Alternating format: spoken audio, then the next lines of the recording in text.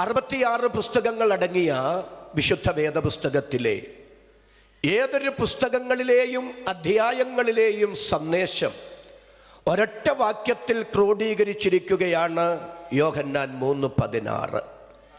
അല്ല, മഹാദൈവം തൻ്റെ തിരുഹൃദയം മനുഷ്യ മുൻപാകെ തുറന്നു കാണിക്കുകയാണ് ആ വാക്യത്തിലൂടെ.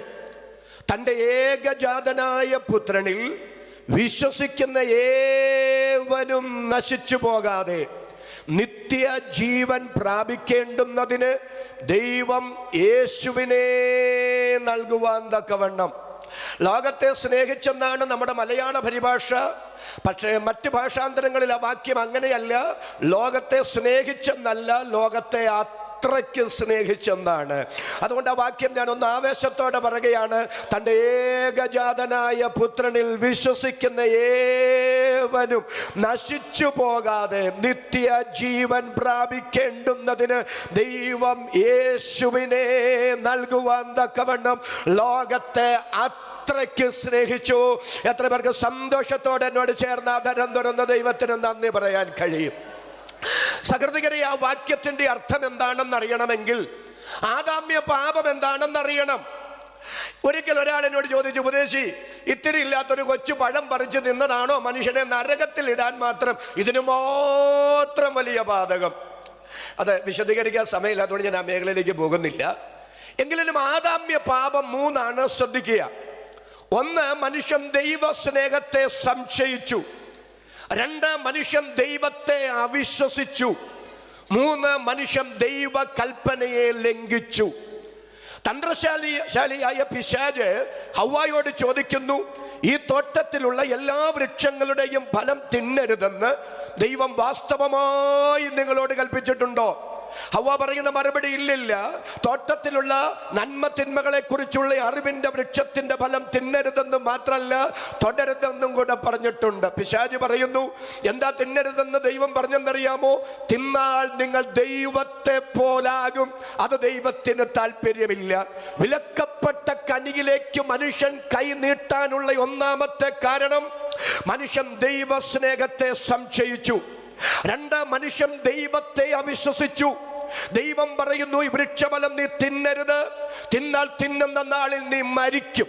സാത്താൻ പറയുന്നു, തിന്നോ, തിന്നാൽ നിങ്ങൾ ജീവിക്കും. പ്രബുദ്ധരായ മാന്യ ശ്രോതാക്കളോട് ഞാൻ ചോദിക്കുന്നു, ഹവ്വ വൃക്ഷഫലം പറിച്ചു തിന്നത് മരിക്കാനാണോ ജീവിക്കാനാണോ? മറുപടി, മരിക്കാനല്ല തിന്നത്, ജീവിക്കാനാ തിന്നത്.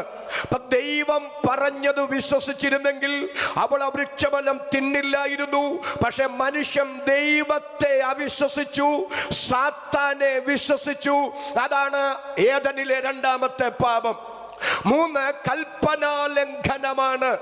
ദൈവം അരുത് എന്ന് പറഞ്ഞ കൽപ്പന മനുഷ്യൻ ലംഘിച്ചു. ദൈവസ്നേഹത്തെ സംശയിച്ച്, ദൈവത്തെ അവിശ്വസിച്ച്, ദൈവകൽപ്പനയെ ലംഘിച്ച മനുഷ്യൻ എന്തു സംഭവിച്ചു? 1, അവനവന്റെ തേജസ്സും മഹത്വവും നഷ്ടപ്പെട്ടു. 2, മനുഷ്യന് പറുദീസ നഷ്ടപ്പെട്ടു. 3, മനുഷ്യന് ദൈവവുമായി ഉണ്ടായിരുന്ന സജീവമായ സ്നേഹക്കൂട്ടായ്മ ബന്ധം നഷ്ടപ്പെട്ടു.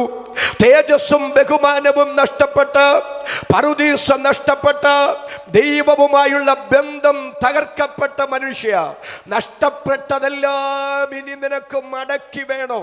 മടക്കി വേണമെങ്കിൽ നീ പിറകോട്ടെടുത്തു വെച്ച 3 സ്റ്റെപ്പുകൾ ഇനി മുൻപോട്ടെടുത്തു വയ്ക്കണം. ദൈവ സ്നേഹത്തെ നീ സംശയിച്ച സ്ഥാനത്ത് നിന്നെ സ്നേഹിക്കുന്ന ഒരു ദൈവമുണ്ടെന്ന് തിരിച്ചറിയണം. ദൈവത്തെ അവിശ്വസിച്ച സ്ഥാനത്ത് ദൈവത്തെ വിശ്വസിക്കണം. ദൈവ കൽപ്പനയെ ലംഘിച്ച ഇടത്ത് ദൈവം എന്തു പറഞ്ഞാലും ചോദ്യം ചെയ്യാതെ അനുസരിക്കാനുള്ള ഒരു വിനയ വിധേയത്വ മനോഭാവം നിനക്കുണ്ടാകണം. ആ സന്ദേശത്തിന്റെ ആകത്തുകയാണ് വിശുദ്ധ ബൈബിൾ എന്ന് ഞാൻ പറയുമ്പോൾ എന്നോട് ചേർന്ന് ആമേൻ പറയാൻ എത്ര പേർക്ക് മനസ്സുണ്ട്? തന്റെ സ്നേഹത്തെ സംശയിച്ച മനുഷ്യനോട്, മനുഷ്യ, നീ എൻ്റെ സ്നേഹത്തെ സംശയിക്കണ്ട, നിന്നെ ഞാൻ സ്നേഹിക്കുന്നു എന്ന് ചരിത്രത്തിൽ ഒരിക്കൽ കൂടെ വെളിപ്പെടുത്താൻ എൻ്റെ ദൈവത്തിനു തിരുമനസ്സായി.